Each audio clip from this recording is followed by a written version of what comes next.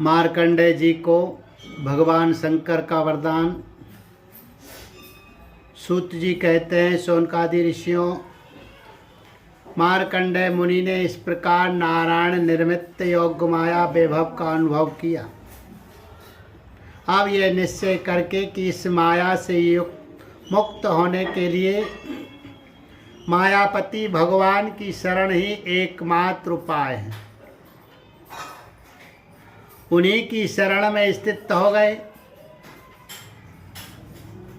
मार्कंडेय जी ने मन ही मन कहा, प्रभु आपकी माया वास्तव में प्रतीति मात्र होने पर भी सत्य ज्ञान के समान प्रकाशित होती है और बड़े बड़े विद्वान भी उसके खेलों में मोहित हो जाते हैं। आपके श्री चरण कमल ही शरणागतों को सब प्रकार से अभेदान करते हैं, इसलिए मैंने उन्हीं की शरण ग्रहण की है। सूत जी कहते हैं, मार्कंडेय जी इस प्रकार शरणागति की भावना में तन्मय हो रहे थे। उसी समय भगवान शंकर भगवती पार्वती जी के साथ नदी पर सवार होकर आकाश मार्ग से विचरण करते हुए उधर आ निकले और मार्कंडेय जी को उसी अवस्था में देखा। उनके साथ बहुत से गण भी थे। जब भगवती पार्वती ने मार्कंडेय मुनि को ध्यान की अवस्था में देखा तब उनका हृदय वात्सल्य स्नेह से उमड़ आया। उन्होंने शंकर जी से कहा, भगवान तनिक इस ब्राह्मण की ओर तो देखिए। जैसे तूफान शांत हो जाने पर समुद्र की लहरें और मछलियां शांत हो जाती है और समुद्र भी धीर गंभीर हो जाता है, वैसे इस ब्राह्मण का शरीर, इंद्रिय और अंतःकरण शांत हो रहा है। समस्त सिद्धियों के दाता आप ही है, इसलिए कृपा करके आप इस ब्राह्मण की तपस्या का प्रत्यक्ष फल दीजिए। भगवान शंकर ने कहा, देवी ये ब्रह्म ऋषि लोक अथवा परलोक की कोई भी वस्तु नहीं चाहते, और तो क्या इनके मन में कभी मोक्ष की भी आकांक्षा नहीं होती। इसका कारण यह है कि घट घटवासी अविनाशी भगवान के चरण कमलों में इन्हें परम भक्ति प्राप्त हो चुकी है। प्रिय, यद्यपि इन्हें हमारी कोई आवश्यकता नहीं है, फिर भी मैं इनके साथ बातचीत करूंगा, क्योंकि ये महात्मा पुरुष है। जीव मात्र के लिए सबसे बड़े लाभ की बात यही है कि संत पुरुषों का समागम प्राप्त हो। सूत जी कहते हैं, शौनक जी, भगवान शंकर समस्त विद्याओं के प्रवर्तक और सारे प्राणियों के हृदय में विराजमान अंतर्यामी प्रभु, जगत की जितने भी संत हैं उनके एकमात्र आश्रय और आदर्श भी वही हैं। भगवती पार्वती जी से इस प्रकार कहकर भगवान शंकर मार्कंडेय मुनि के पास गए। उस समय मार्कंडेय मुनि की समस्त मनोवृत्तियां भगवत भाव में तन्मय थी। उन्हें अपने शरीर और जगत का बिल्कुल पता न था, इसलिए उस समय वे यह भी ना जान सके कि मेरे सामने सारे विश्व के आत्मा स्वयं भगवान गौरी शंकर पधारे हुए हैं। शौनक जी, सर्वशक्तिमान भगवान कैलाशपति से ये बात छिपी ना रही कि मार्कंडेय मुनि इस समय किस अवस्था में है। इसलिए जैसे वायु अवकाश के स्थान में अनायास ही प्रवेश कर जाती, वैसे ही वे अपनी योग माया से मार्कंडेय मुनि के हृदय काश में प्रवेश कर गए। मार्कंडेय मुनि ने देखा कि उनके हृदय में तो भगवान शंकर के दर्शन हो रहे हैं। शंकर जी के सिर पर बिजली के समान चमकीली पीली पीली जटाएं शोभायमान हो रही है। 3 नेत्र है और 10 भुजाएं, लंबा तगड़ा शरीर, उद्याकालीन सूर्य के समान तेजस्वी है, शरीर पर बागांबर धारण किए हुए हैं और हाथों में शूल, खड्वांक, ढाल, रुद्राक्ष माला, डमरू, खप्पर, तलवार और धनुष लिए हुए हैं। मार्कंडेय मुनि अपने हृदय में अकस्मात भगवान शंकर का यह रूप देखकर विस्मित हो गए। ये क्या है, कहां से आया? इस प्रकार की वृत्तियों का उदय हो जाने से उन्होंने अपनी समाधि खोल दी। जब उन्होंने आंखें खोली तब देखा कि तीनों लोकों के एकमात्र गुरु भगवान शंकर श्री पार्वती जी तथा अपने गणों के साथ पधारे हुए हैं।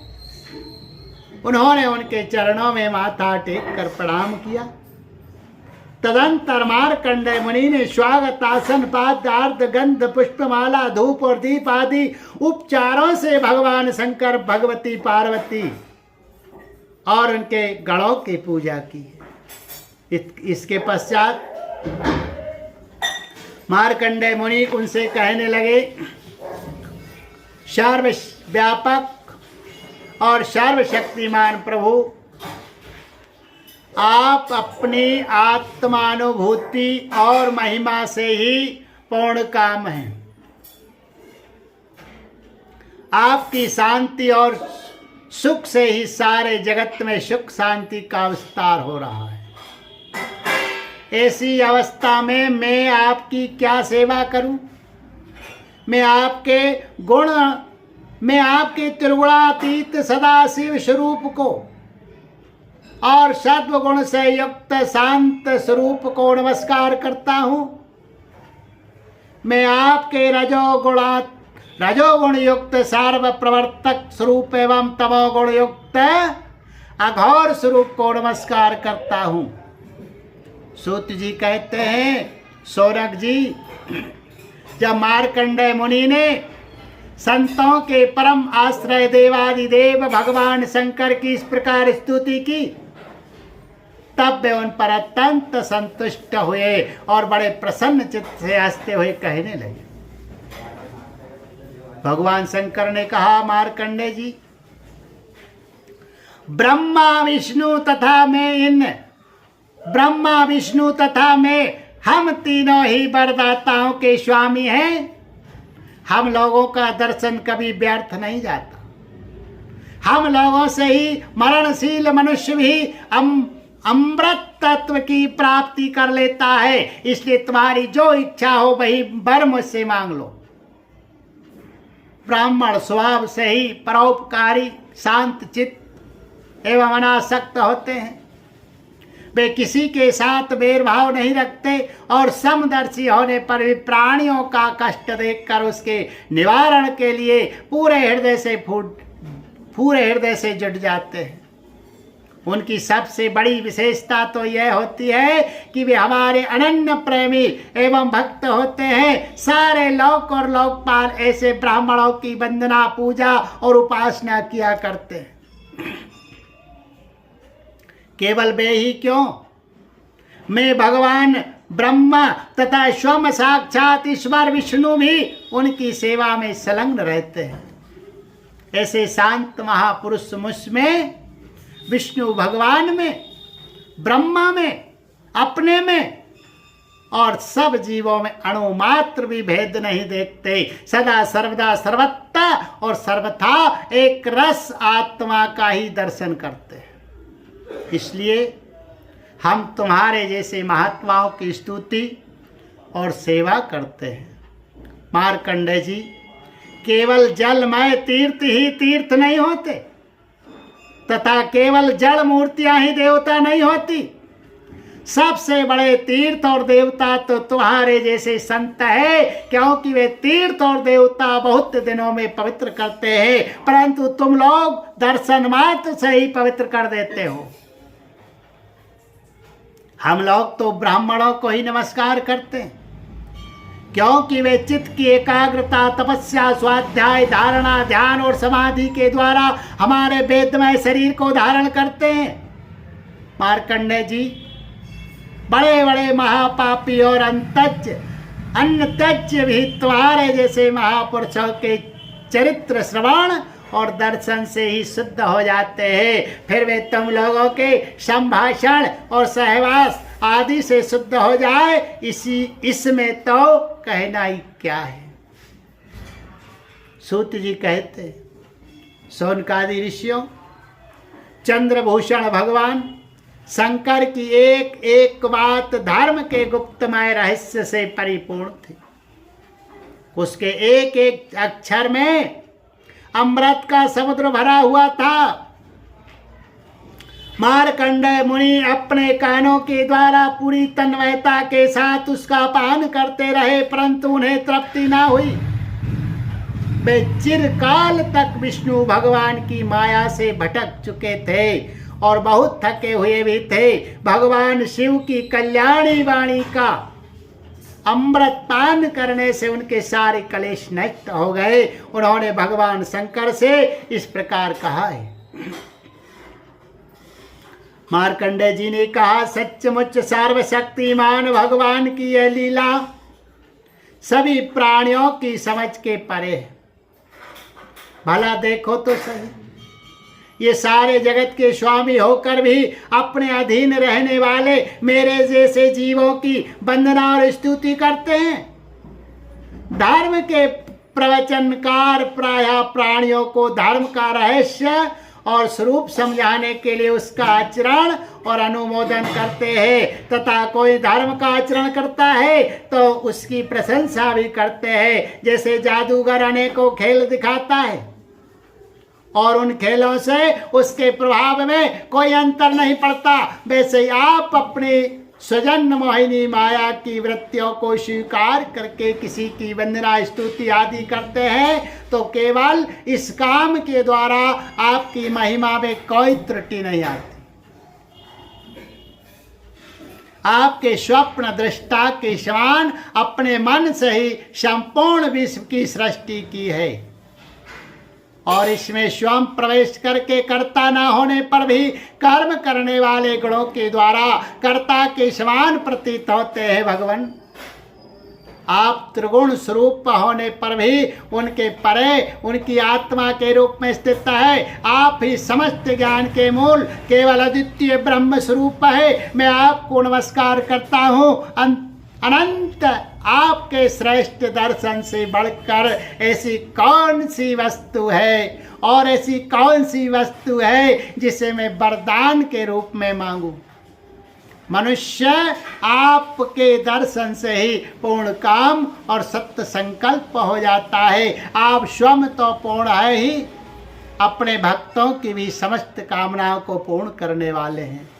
इसलिए मैं आपका दर्शन प्राप्त कर लेने पर भी एक वर और मांगता हूँ, वह यह है कि भगवान में, उनके शरणागत भक्तों में और आप में मेरी अविचल भक्ति सदा सर्वदा बनी रहे।